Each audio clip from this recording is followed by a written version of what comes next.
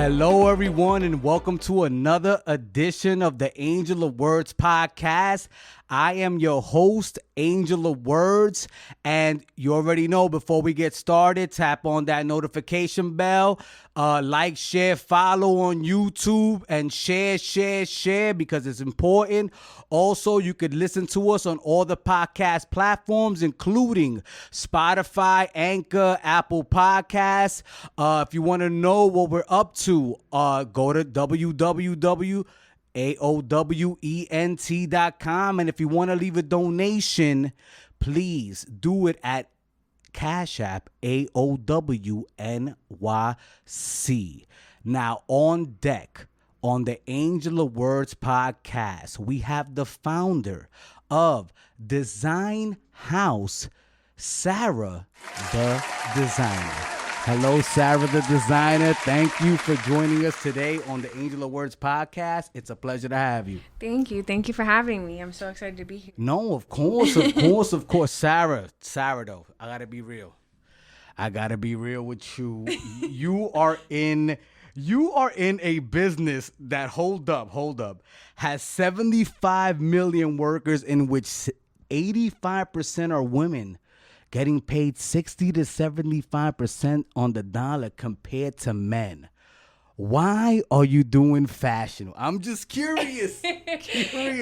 Why am I doing fashion? Well, because I want to make a change. I feel like the fashion industry is kind of at a place where it's made some difference, but it hasn't made enough difference. And it's time to shake it up. You know, there's a lot of narratives, there's a lot of stereotypes that need to be changed.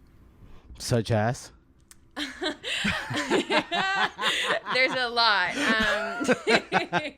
I want to talk. This is where your stories are heard. We got to have these conversations because I'm like so curious. I love fashion, but I feel like, you know, it's such a crazy game. You know? It is, and a lot of people don't realize that fashion really stimulates the economy, right? Yeah. And part of the whole ideal beauty, we've, as a society, created this identity where it's like we're chasing one ideal beauty all the time. So there's only one version of women and one version of man that everyone's trying to look like. You know what I mean? They're fit, they're this, they dress this way, they act this way. And it's made us so that we no longer have our own identities and our own beauties. And I think if we can take that separation and really understand that, like, we're all inherently beautiful. We all are our own people. We all have our own amazing qualities and specialties that everyone has, and we're not meant to be these two specific types of people. Then we can really try to change the game, you know? And I feel like the fashion industry only looks at it from like an economical standpoint. They don't look at it as what it inherently affects every person living. You know what I mean? Like when you don't fit those stereotypes, it makes it growing up being hard. It makes being in society hard. It makes dating hard. You know, it makes so many different narratives become difficult because the industry itself has created this one specific look. Now, when was that aha moment when you realized you wanted to be in the fashion game? So I actually got my first sewing machine when I was like 7 years old. So you were a child model? Oh, no, I was not a child model. Don't get I was like, you're on your Honey Boo Boo wave? Like, oh, that's No, crazy. Don't get it twisted like that. No, but my mom always sewed growing up, and she got my first little Barbie sewer, and I was always like a super artistic kid. I loved that kind of stuff. And I kind of just started to get in the mix with it and play around. And, you know, I didn't really start taking it serious till about high school. My high school was just a regular high school, but we actually had a fashion design program. Same way you'd have like wood shop or cooking or anything like that. And, you know, I grew up in a place where I wouldn't say that I struggled, but we weren't always financially adequate. What state? Can I ask you what state? Massachusetts, in Boston. Ooh, yes. Yeah, That's so cool. Our second person from Massachusetts here. Yeah. Yo, shout out to Boston, baby. You already know. Wow, okay. So, you know, high school came around, prom season came around, and, you know, my mom had a budget, you know, and there was only $100 for a dress, and that was it. And, you know, I'm going to school with girls that are competing, paying $700, $800, $900 for dresses. And I had that aha moment where I was like, if I can get $100 worth of fabric and make a dress, I'll be like my own person. However the dress comes out, it's okay because it's going to be my dress. And somewhere in that world, in that moment of the stress and the anxieties and all this, like, I had this, like, I want to do this for the rest of my life. You know what I mean? Like this exciting moment where it was like, this is going to be my piece, and it's going to be only my piece, and it's going to fit me perfect, and I'm going to be happy with it. And You know, I was like, I want to create that moment for other people. Couture, baby. Couture. The definition, and by the way, for those of you who don't know what couture means, it means that it's made to fit only you. Only you. It's only going to be yours, you know? And necessity is the mother of invention. You felt a need and you invented it. Wow. And now you created this new line, this unisex line, a unisex couture line. So what's that about? Are you creating certain pieces just for certain models? Yeah, so even for my show, I just had my first fashion show in Brooklyn in June. And what part of Brooklyn? Just curious. It was in Williamsburg. Nice. Yeah, okay. yeah. So, you know, with my idea with that whole concept is like, I wanted every model to be their own person. I wanted to break all the standards. You're not going to be the right height. You're not going to be the right size. You're not going to be the right physical features, any of that. Like, I want you to be you because you're beautiful for who you are. And I tried to create this identity with each model where it was like them as their best selves, them as their most dressed up experience, you know? And most of the models were people I knew. And, you know, and I kind of tried to relate with them and understand them prior to making the garments. And you created each garment specifically for them. Yes, specifically for them, specifically for their own, you know what I mean? And even right before the show, I was like, guys, just go have fun, be yourselves. And they're like, yeah, you know? And that for me was amazing, you know? You're breaking boundaries. You're breaking boundaries. I love it. I love it. That's exciting. Yeah. That's exciting. Because in the world of fashion, you know, it's hard to do that. Oh my God. It's hard to do that. It's more than hard. And, you know, even as I approach New York Fashion Week for the first time, I've noticed that even though I'm ready for change and I live in a world of change, there's still so many layers that I'll have to push forward as a designer. Yeah. Is that scary for you? Are you intimidated by that? No, because I'm kind of like... Do people appreciate what you're trying to do in the fashion game? Yes, and I think that's why I've got such positive response. They're like, oh, that's innovative. And it's like, ugh, yeah, but look how much pain you already caused everybody, you know? Like, oh my goodness. Apparently humans like pain. You know? It takes a lot to get us to understand something. Yes, yes, definitely. But, you know, I think that fashion... When I see things the way fashion was and now, and they don't conform to, I guess, my new identity with fashion, I'm like, oh, that's so old. You know what I mean? Yeah. Like, it's an old concept. You know, just get it out of the way, you know? Now, it's a unisex brand, you know. Are you thinking about releasing things for both sexes? You know, or excuse me, actually for everyone, you know, it's a unisex brand, so that includes the whole LGBTQ, the alphabet team, my sister says. Yes. They call it the alphabet team, so it's for everybody. Yeah, because I mean, I don't really want to tell somebody how to wear my clothes. I want them to have their own relationship with it. So that was really my approach with unisex, was just, you tell me how you want to wear it. You know, I'm going to make this piece. You have fun with it. There's no constraints here. There's no this side, that side. It's a piece of clothing at the end of the day. And I think, again, like I said, society really conformed us. And if we, as little children, had a box of clothes and weren't told anything else, we would just pick what we liked. Exactly. You know? And, you know, I love your brand because, you know, from looking at it from a fashion point of view, right? And I don't want to offend anybody, but I see it as like the 80s new wave meets African culture. And it's like a medley of those things. Like, yeah. I mean, I may be off base, but that's when looking at it at first hand, I saw like you two in new wave African garb. You know what I'm saying? But like trendy, like modern and fire. You know what I mean? Like, now, you know... What do you think about, like, what inspired you to make that? And what do you think of my analysis of that? Like, am I off base? You know? You know, I think my inspiration has always just been, like, the 80s. I'm really big into 1800s couture. Okay. I love the punk scene a little bit, you know, and I kind of just try and collaborate all those together and reproduce, you know? Yeah. Was it fun making it? Oh, of course. What was the inspiration behind it? Why did you decide to go that route? I think because in my own personal journey and like self-identity, I struggled a lot, and I like realized that like if I could get to this place and be not an example, but just like a safe space for people to be like, let's have fun, let's be ourselves, let's create our own identities, kind of create like a fun, accepting cult. You know what I mean? So yeah, I guess that's where it came from. It was just like, I love it. You know, that's hilarious. Sorry. I've never heard the word cult used in the same sentence as fun and accepting. You know?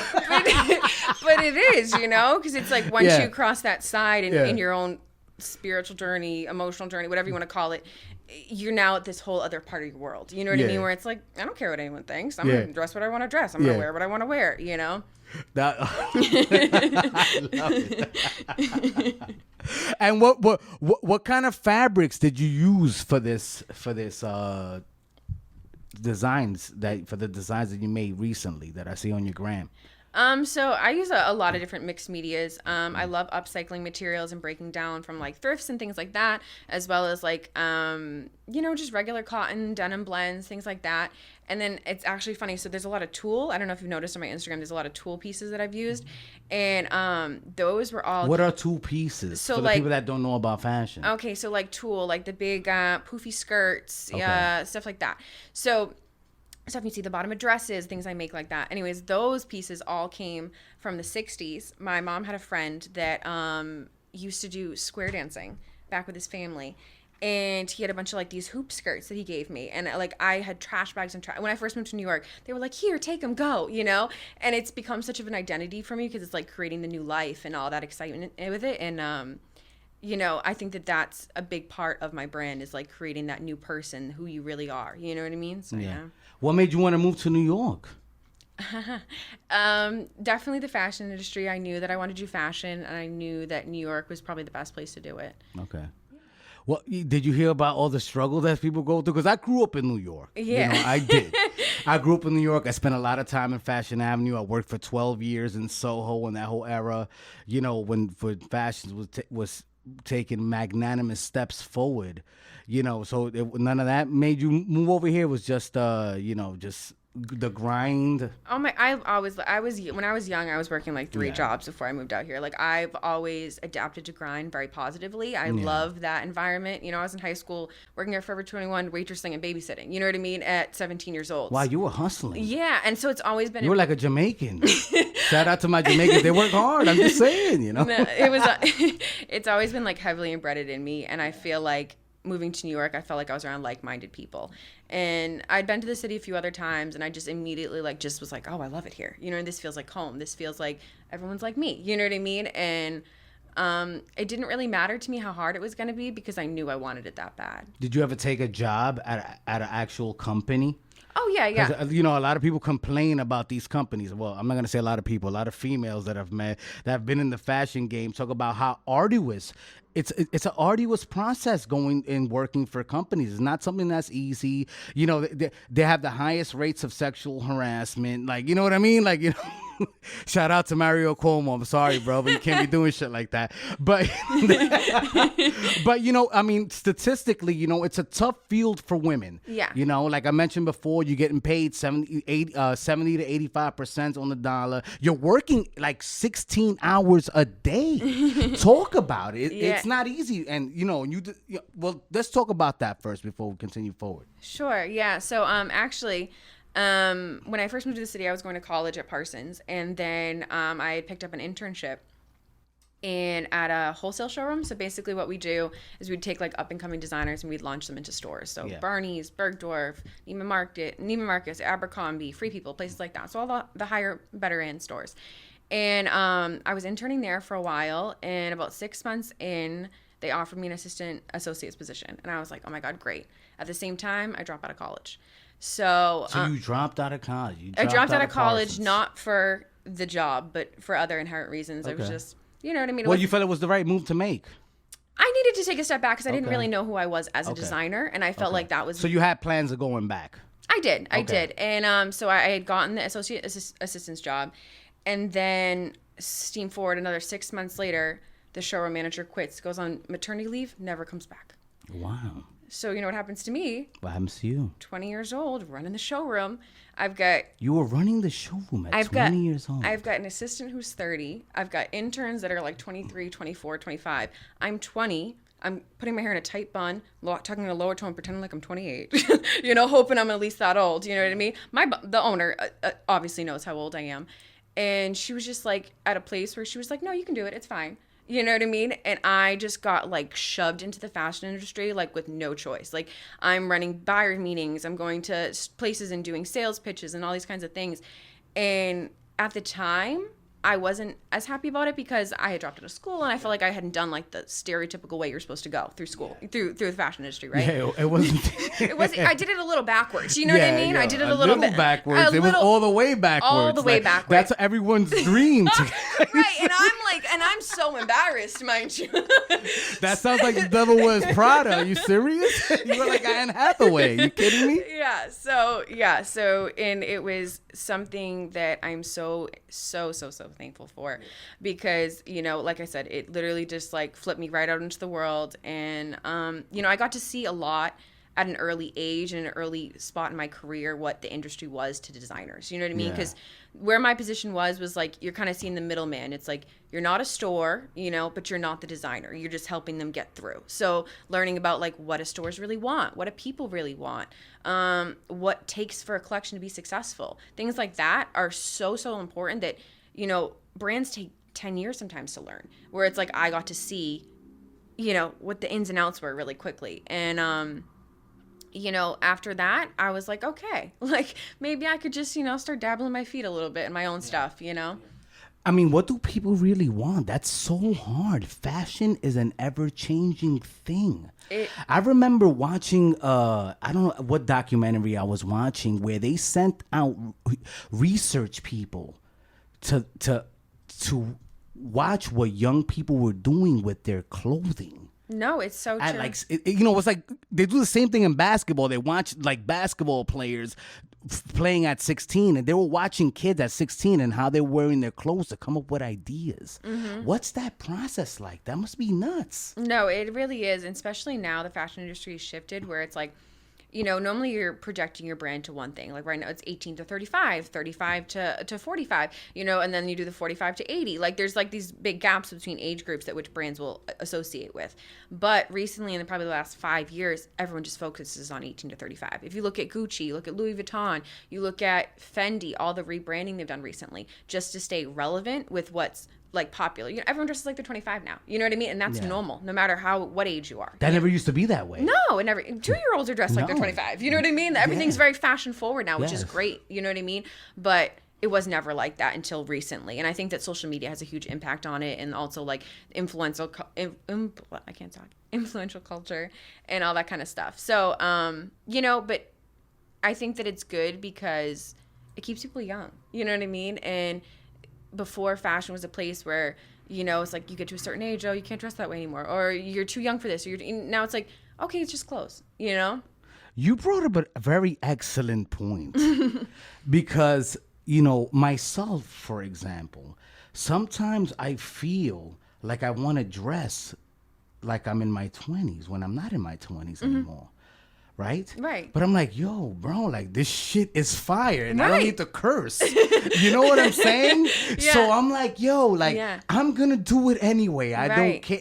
And that's okay now. And that's okay. And that's okay. So that's socially acceptable in the fashion game. It's gotten oh, it's lit. Wear what you want. Wear what you want. Really? How do you feel about that? Like, does it make it difficult as a fashion designer that's creating your own brand to target a certain demographic? Or do you care about that? No, because again, I feel like with my brand, I don't want to put an age limit. I don't want to put a sex limit. I don't want to put any type of limit on it. You know what I mean? Like, I want people to feel free. Wear what you want to wear. You know what I mean? If you like my clothes, you like my clothes. You don't, you know? Do you like your clothes? Oh, I love my clothes. Do you wear your clothes? Of course I wear my clothes. Are you wearing your clothes right now? Of course I am wearing my clothes right now. What's the favorite piece you've ever made for someone? Favorite piece I've ever made for somebody? Goodness. I used to do a lot of different dresses for this one woman that did performances at the Row all the time, the Row Hotel. And she would just make we'd make these beautiful, like, elegant dresses. I love making dresses. If I could live in a world where I just made like big ball gowns all the time, I'd be happy. So that's your thing. Yeah, you know what I mean? But like, I'm open to doing whatever. Okay. I mean, we know you're open to doing whatever, but it's okay to have something that you love to do specifically. Yeah, but you know, Vera Wang like to make wedding dresses, right? Exactly. But you know what I mean? Don't ask me how I know this. No, but it's true though. Yeah. So your thing is those big ball gowns. Yeah, like, you know, I would love to get into more of like the event space, like coming, you know, more into my career, you know, VMAs, stuff like that. Now, when it comes to when you're developing your own brand and you're doing shows, like how hard is that to be the entrepreneur and also the designer? Because that's difficult. For me, it's difficult, the behind the scenes. Because when you're starting up, you have to, like, if you have a vision, and especially nowadays, you have to go after it every single way, shape, or form. You have to literally be a one-man show. Oh, it's a woman show as well, Yeah. or LGBT show. Let's not exclude anyone, but you know what I mean. Like, you have to be a one human being show sometimes. Like, is it difficult for you? Like, how does that make you feel when you feel like you have to do that? Oh, it's extremely difficult. And that's something I'm definitely still learning how to manage. But, I've been very thankful. A lot of my friends have reached a helping hand when I need it, been my little assistants when I need it, Yeah. But, I think business is a huge part of it. And that's something I'm coming to terms with now, where it's like, okay, I need to get a little bit more business savvy. I need to understand, you know what I mean? Just how to maneuver money, how to maneuver what works, what doesn't work, what shows work, what shows don't work, And when you're building your brand, you're really just building identity in the beginning, and just kind of building that repertoire with people that like that face to name, you know what I mean? Like, oh, these are her clothes, this is her brand, this is her price point, and this is why it makes sense, you know what I mean? And a lot of people don't realize that when they're first getting in. They're thinking, oh, we're just going to make stuff and we're going to sell and it's going to be great. And that's not how it works. You know what I mean? You have to get people familiar with your brand. How do you get people familiar with your brand, though? That's difficult. That's one of the most difficult obstacles. Yes, it is. And I think, you know what I mean, as I'm learning like shows and things like that, it helps bring that like face to name, building personal relationships. Social media has been a huge help for me. And just continuing on, because everything's repertoire and everything will continue.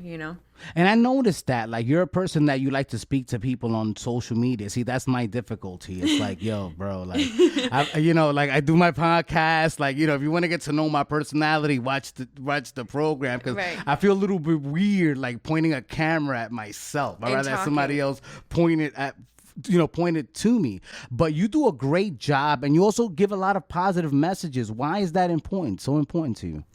I think, again, like I said, when I first started my brand, it was really at the same point that I had my own self-identity, and I kind of was just like, well, if someone's going to put it out there, it might as well be me. You know what I mean? And like, I think that there's a lot of important topics outside of fashion that all correlate within my brand and who I am as a person. And, to know me is to know my brand. And I think it's so important. And of course it was awkward in the beginning, holding up your camera and talking to yourself. You know what I mean? Everyone had to get over that hump. But the connections that you make with people has been the biggest blessing out of all of it. Even with TikTok and things like that, like the messages I receive from girls that are all the way in Ohio and I want to dress like you, and that to me feels so amazing, because it's like I can be that person when I needed that person. You know what I mean? And it's like just building those relationships with people. And what are some of those things that you correlate that your personality into your fashion? What are some of those things? Like I talk about mental health a lot. I'm someone who struggles with anxiety pretty bad, and it's been like an extreme journey for me, and I'm at a great place now with it. But, society wasn't always in a place where they talked about mental health. Probably not until COVID has it gotten really, it was extremely taboo for years. Yes, I was like, oh, she's crazy. You know what I mean? Yeah. I mean, look, last week I just released the app that helps people connect with other people that are dealing with those kind of things. And I think the more we normalize certain things in that world, and then it's like, okay, and then the same thing in the beauty world, you know what I mean, and what fashion is and all that kind of stuff, and we can just start to break down those barriers and be normal with each other, things won't feel so closed off. And I think that that's been a big thing for me. It was just like, hey, my life might look great, but sometimes it sucks too, and we're all normal and we all go through these things. But Sara, the designer, you're telling me that you were thrust into the annals of a show, so like, how do you deal with that anxiety? Because I mean, let me be honest, fashion is anxiety. No, I know. 24/7. I know. But it's about how you look to other people. Right. I wake up in the morning, I'm like, oh my God, I have to think about it. It gives me anxiety about what people are gonna think. Because I like, when I leave my house, especially like when I'm going to an event or I'm going to, on a date, whatever the case may be, like, that is such an important choice. The anxiety runs high. Right, but I think it's kind of just learning about who you are as a person and what clothes make you comfortable. And I think that, you know, there's a lot of like outward perception. Yeah, but sweats make me comfortable. I can't go on a date with sweats. If you want to go on a date in sweats, I think that's fine. And Is it fine? But it is though. Okay. You know, society makes you believe it isn't. Is it fine to you? I think it's fine. Okay. I mean like, are you haughty when it comes to, like, let's say you're going on a date, right? For example, or you're in a relationship. Is the person's fashion important to you as a fashion designer? Be honest. A little bit, you know what I mean? I need to a lot of it. That means when they say a little bit, that means a lot of it. It's okay. It's fine. No, but like, you know, whatever makes you comfortable. Yeah. You know, at the end of the day, what makes you happy and comfortable, I think, is most important. But yeah. So you've never left a guy because they couldn't dress? No, I'm gonna take you shopping. Or a woman. I don't know what you're into. You know, we just met recently, but you know what I'm saying, or whatever it is that you know, whatever kind of person it is that you're into. So you're gonna take them shopping, but taking them shopping, right? So you say you're gonna take them shopping. That's telling them like, yo, bro, you don't know what you're doing. No, I mean, like, you know, everyone could use a little help finding their own personal style. Have you ever encountered that situation before? Where they've been a little dressed a little off. Yeah. Yeah. Where you like somebody and like, yo, I mean, damn, like I would love to marry you, but we got to work on this. Yeah. No, my high school boyfriend had some really bad dad pants that we had to get rid of. God, they still make those? Yeah. Yeah. You know, stuff with like the pleats? No, I'm talking about the jeans. Oh no. The dad jeans, you know. Oh God, that's terrible. Yeah, but you know, how did he feel about you helping him? He was happy. Yeah. Did you pay for the clothes? We were super young, so Did you pay for the clothes or he paid for the clothes? No, he paid for the clothes. Yeah. All right, cool. I point the finger. I'm sorry, as an alpha male, I mean, come on. Like, your girl's paying for your clothes and dressing you. She might as well be your mom, right or wrong? Right. No. That's crazy. Oh my God. Wow. And so now, what's happening with the Dysign House? You know, what's the next step here? What's happening in the future? So New York Fashion Week. So you're involved in New York Fashion Week? Yeah. That's coming up soon. Yeah, it's September 14th is the show, so I'm super excited. Oh, okay, hold up. You got a show coming on? Yeah, I got a show coming. What's the inspiration behind the show? What could we expect aesthetically from this show? You know, it's basically just another growth onto my brand. My whole concept so far has been about like the pressure creates a diamond. So the same way pressures in life create your own person. So it's kind of just more of an exploration of that and building idealized beauties within ourselves. Is it going to be Madonna themed? I see Madonna themes. Everyone says that. Everyone says that. They're like Madonna, right? And I'm like, I mean, there's nothing wrong with that. No, of course. No, she was super influential. Mm-hmm. I definitely think she's awesome. Who are your most influential people? You said you love the 80s so much. Who are your most influential people from the 80s? I'm a big Alexander McQueen fan. Oh, God. What a beast. Yeah. 90s, 80s. And then I also, Vivienne Westwood. Okay. 1980s. She did a huge collection on like kind of like mod women's fashion and like what really is like beauty to women. And she did like a bunch of like men's suits and stuff like that. And like she was like one of the first designers to be like, women can have messy hair and they can do this and still be beautiful. And I think that was a really big like turning point in fashion. What was the biggest collection that you liked that she made? I don't know. I couldn't pick. Okay. No, but you were saying, I'm sorry, I didn't mean to cut you off. No, you're good. You're good. Yeah, that was basically my point. But yeah, those two designers probably pretty big for me.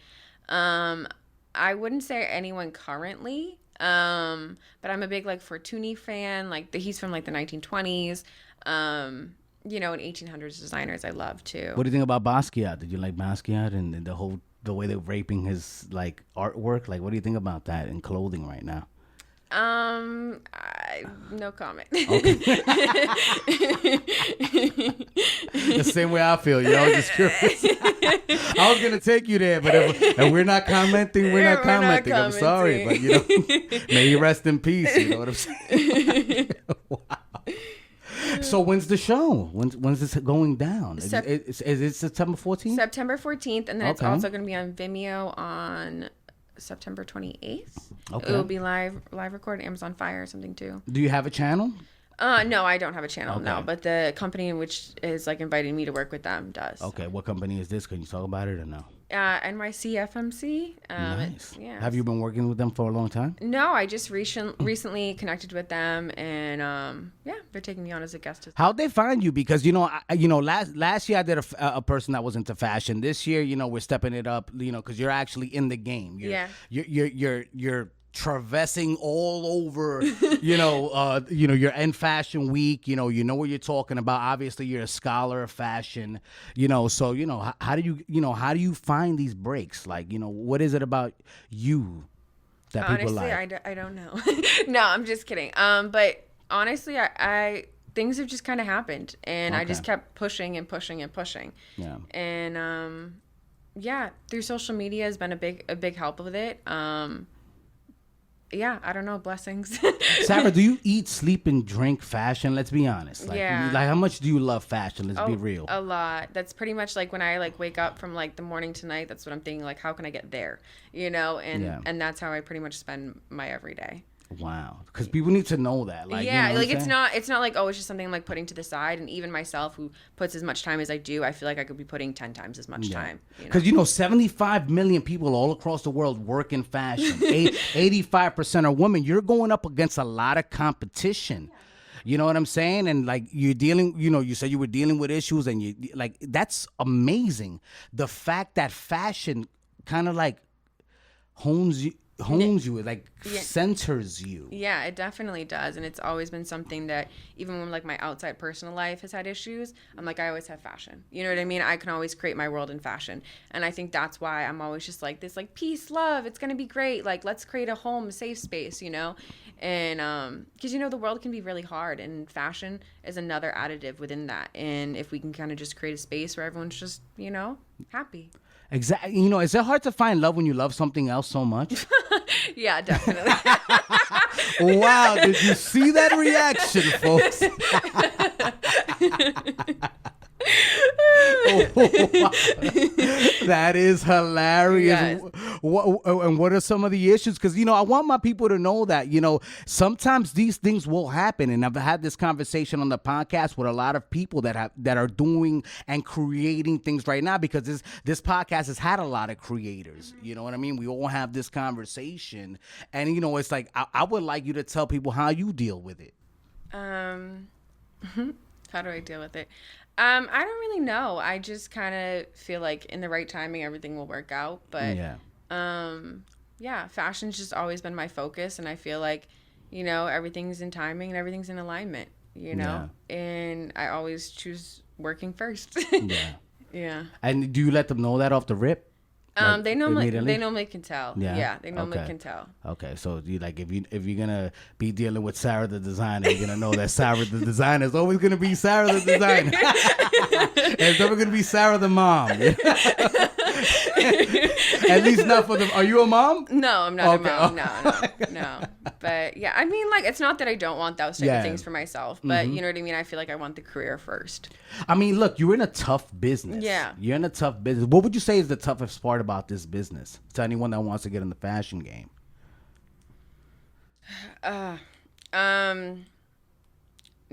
Finding resources and connections, I think, has been the biggest step for me. Once I had connections and once I had resources, things started to get easier. And then all of a sudden you realize, like, oh, this person knows this person knows this person.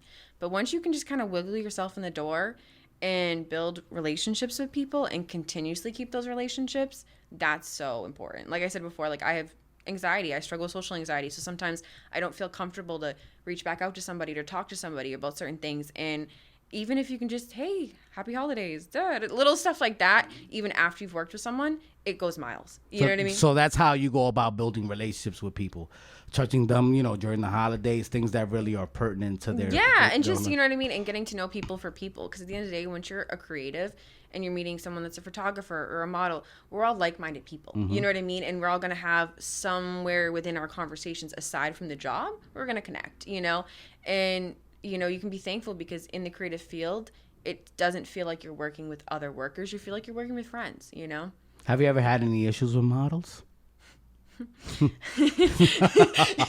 Let's talk about it. I need a sip of water for that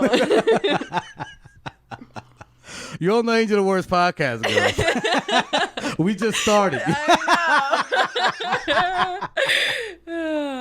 I mean, yes, I've had my own challenges with models. But everything's a learning lesson, and I think that everything's a learning lesson for them as well. What's the biggest lesson you learned from dealing with models?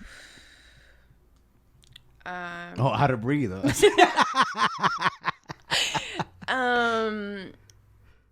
I guess just don't take anything personal. I Okay. guess that would be my biggest lesson. Don't take anything personal. Yeah.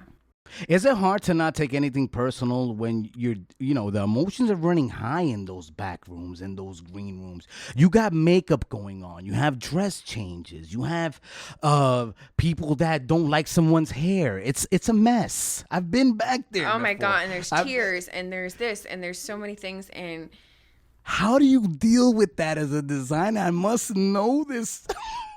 no, it literally feels like someone ripped your heart out every single time. But I'm learning as I go more into this to just, you know what I mean, just emotionally disconnect from some things, because it's like your baby. When you really care about it, it feels like your child that you're nurturing. It's something you want every single part of it to go exactly how it is, and nothing goes exactly how you want it to go. And that's okay, And it's definitely been difficult at certain points, but it's all a lesson. Have you worked in different cities, or you've only worked in New York? Have you ever done anything, in Paris or Milan or California or Florida? So I worked. I did LA Fashion Week 3 years ago. Okay. How was that? It was good. It went really well. And What was your involvement in that? So at the time I was still working for that showroom, and so a designer had sent me out there to go rep their brand, and basically we'd meet with buyers and stuff like that. It went well. It wasn't as open as I expected it to be. You know what I mean? I feel like California specifically is very street style heavy and very plain, and then it's also the beachy stuff. So it's definitely a different game, and I feel like so isn't Milan and so isn't Florida. Every part of the fashion industry and those hubs all have their own little worlds, Have you been able to cross swords with all those types of definitely. And I'll be doing LA Fashion Week again. I mean, but with my own brand this coming October. Nice. So, yeah. So that's already booked. Yeah, that's already What part of LA you guys are going to be in? I forget.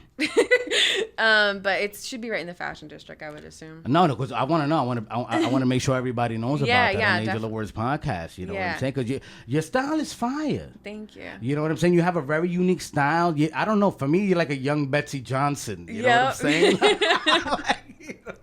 That's like how I see you. Don't ask me why I know Betsy Johnson. I just say 10 years ago I dated someone that was a big fan, and I came out of pocket a lot for Miss Betsy Johnson to the point where I had to Google her. Because boyfriend's like, whatever. Yo, give me that name. That looks fire. Let's go. What's the hottest thing? You know what I'm saying? Yeah. But then I'm like, yo, Betsy Johnson all the time. She was a big fan. Oh yeah, she was amazing though. She's an amazing designer. So is that one of your favorites as well, or not really? No, only because I do get those comments a lot. So I'm always like, okay, how can I just differentiate myself a little? But no, she's super, super influential, super groundbreaking as well. A great brand for sure. What do you think about high-end fashion, though? What do you think about the big brands, the luxury brands? Is that something you want to be a part of? Do you want to become a luxury brand? What's your vision for your future in the design house? The next Coco Chanel. That's your thing. Oh yeah. You want to go to that level. Oh yeah, we're going to that level. It's not want to, we're going. Hey, no, I'm just asking. Yeah, no, we're going. That's the plan. Yeah. So you want to be a high-end luxury brand eventually. Yeah. Why? Because I think we're in a place in society too where it's we're so obsessed with consumerism and constantly buying fast fashion. If you think about fast fashion brands like H&M, Zara, Forever 21, they're all so much focused on buying cheap, low quality materials, and that one, they don't last. 2, they're paying their workers low. And then we're also burning through trends so fastly that it's now filling landfills. If you look at what the landfill projection is from 10 years ago versus now, it's insane. And it's all because of the fast fashion brand. Yes, it is. It's insane. And there's places in certain parts of the countries that literally are dumping waste just straight up in the water. And that's something where society and globally, it's going to become an issue more and more and more. And if we can slow down our consumerism and realize if we just invest in certain specific luxury items that are identity to us, they're going to last a lifetime. You know what I mean? And that's the way it used to be. If you look back at the 1800s, the 1900s, people had singular items that were well made and lasted 10 years, 20 years because of that. And they would get them tailored and things like that. And they became pieces and part of their identity.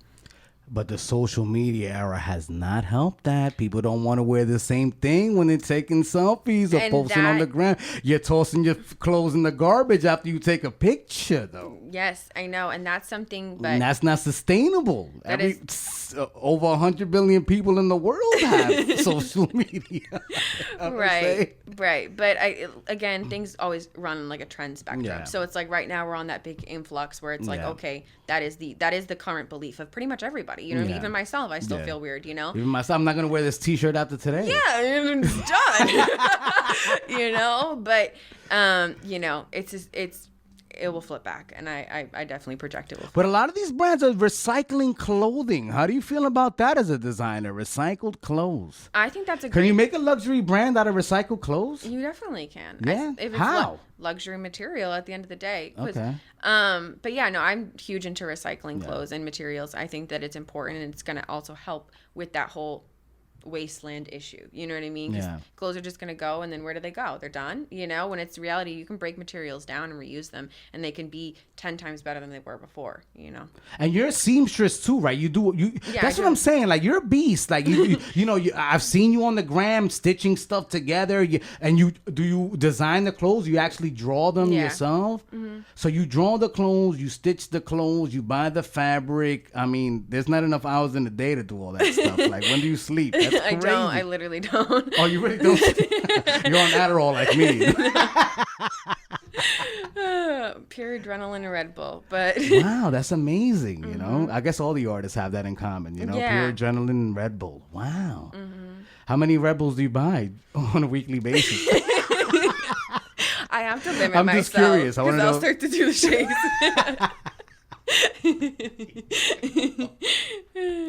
You're hilarious. All right, so the show's coming out September 14th.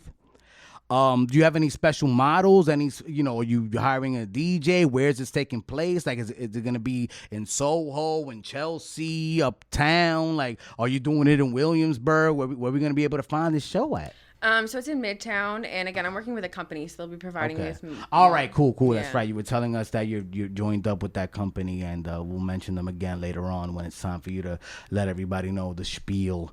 And right now, though, it's time to play 5 Words with Angel.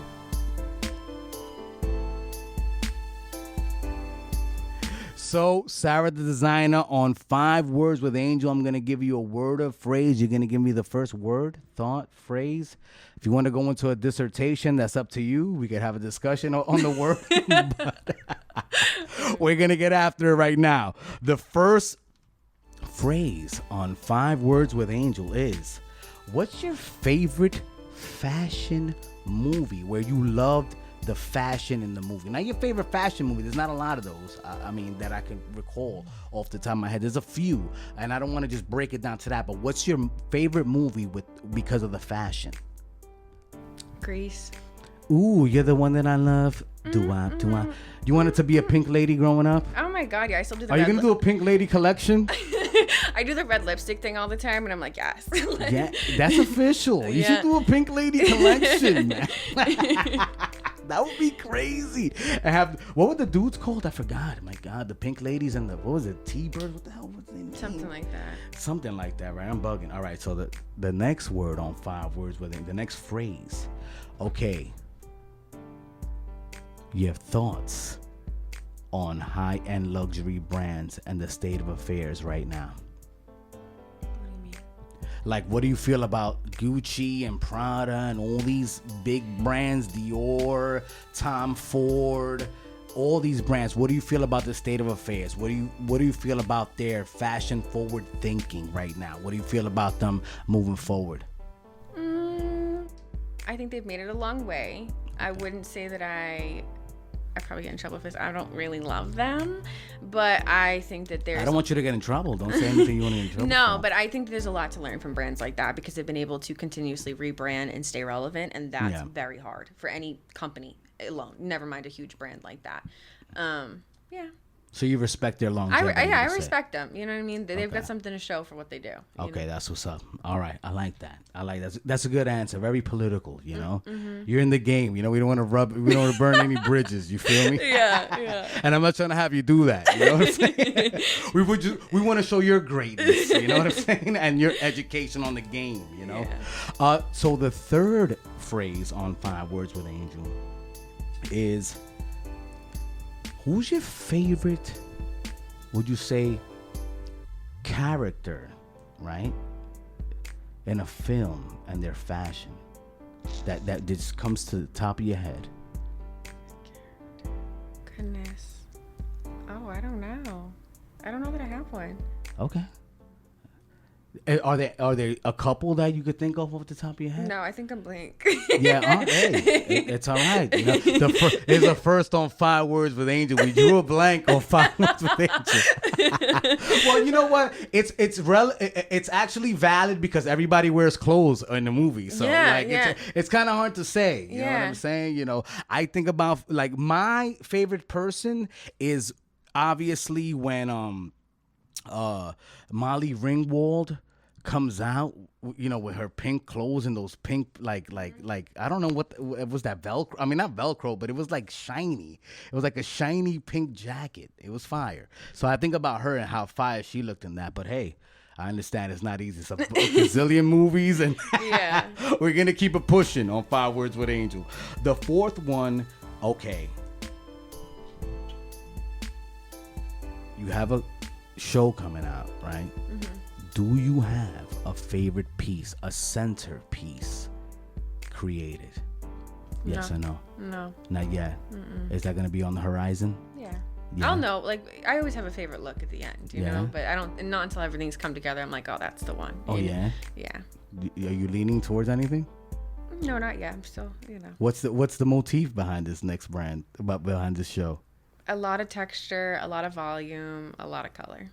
Color, volume, texture. There you go, everyone. That's what you should be expecting. Lit. All right, and the fifth phrase on 5 Words with Angel. When you think about The Devil Wears Prada, what do you think, Miss Sara, the designer? Accurate. Oh my God. Wow. You know, it's so crazy because I've never had a conversation with someone in the fashion game since that movie dropped. Like, I'm talking about the original release date. Like, that's when I moved and became a hermit and was focused on trying to do, you know...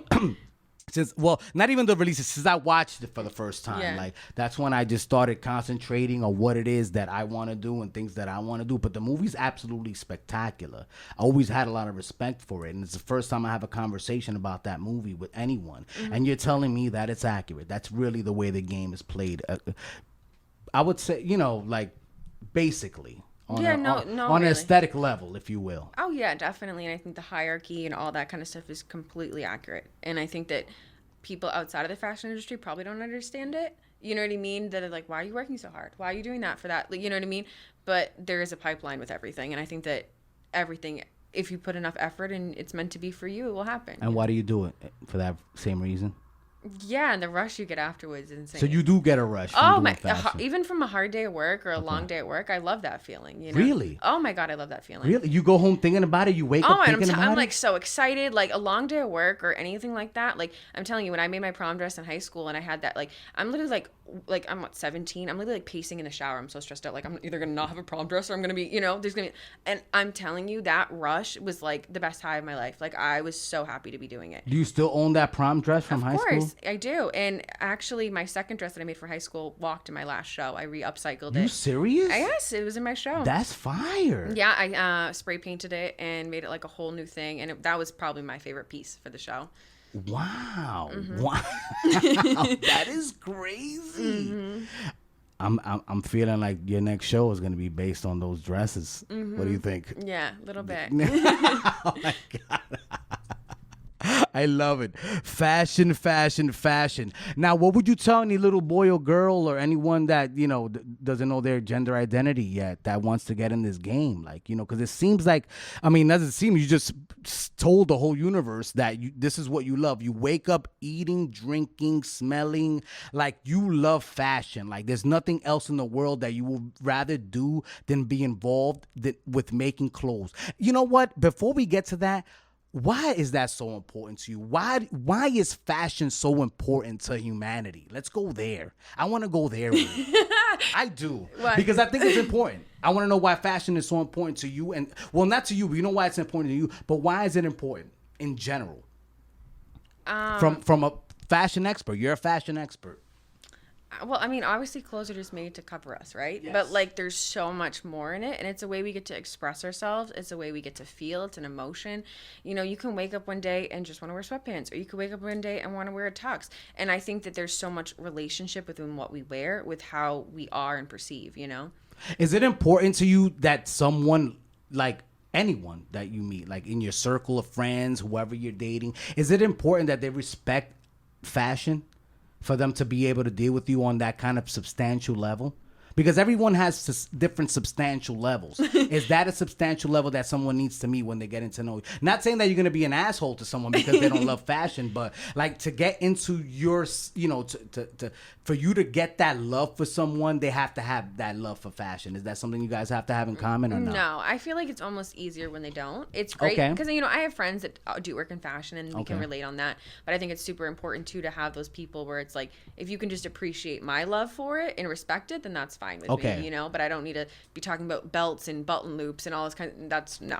Sometimes work needs to shut its door. Okay, cool. Just wanted to make sure you're not that obsessed with it. No, No, because there's some people that talk about that like 24/7, like it's a nonstop situation. Yeah, you know what I'm saying? yeah. Like, so there is times where you're just like, yo, let me learn something about you, and you're willing to learn something Of about course. someone else, and Yeah. have a friendly relationship where you're like, you know, exchanging information from all different factions, if you will, for all different types of education, if you will. Nice. That's what's up, man. Yeah. That's what's up. So you're open-minded. That's Definitely. beautiful. That's great, man. That's great because I mean, I would imagine, does that help you with fashion to be open-minded? You have to be, and like I said again, I think that fashion is a place where it's still very closed-minded. And, yeah. I love it. I love it. Now, what would you tell any little boy and girl out there that wants to get into fashion, you know, or you know doesn't know what their gender, you know, their gender identity is yet? What would you tell them that wants to get into this field? Just start creating. Don't take no for an answer, and have fun with it. I think that's been the biggest struggle with me is like continuously having that fun moment, you know what I mean? And realizing like I'm an adult and I get to do this, you know what I mean? But I'm not just a little kid anymore coloring pictures, you know? And if that's something you really love at a young age, you're going to continue to love it. And just have fun, enjoy. Life is to enjoy. Now, where can we find the show? Let us know everything. Instagrams, the brand, everything. Just give us all the skinny before we sign out. Where can we find Miss Sara, the designer? Okie dokie. So I'm on TikTok and Instagram _Sara the designer. No H in Sara. I realized that right away. I was like, yo, people are particular about that. So. Oh, that's one of mine. You saw how like when we're communicating, never put that H. I did my research on that H, bro. That's no joke, man. You're gonna mess for it real. up. So yeah, no, and then the show will be with NYC _FMC. They have a link in their bio so you can buy tickets. It'll be in Midtown on September 14th. And then in LA, it will be in the Fashion District on, I think, October 14th. October 14th. And where can they follow you? And follow me on Instagram and TikTok _Sara the designer. Okay, cool. Do you do any cool things on TikTok with the filters and the actually putting the clothes together? I don't know. Let the people know. I do. I mean, you see. I didn't know you have a TikTok. My bad. I didn't find that. My bad. It's good. It's good. No, TikTok's more like. I wasn't stalking you that much. You know? No, TikTok's more like personality stuff, fashion stuff, Okay. the relatable stuff, the ugly sides of trying to become a designer, all that kind of stuff. More just kind of getting to know who I am. Oh, that's beautiful.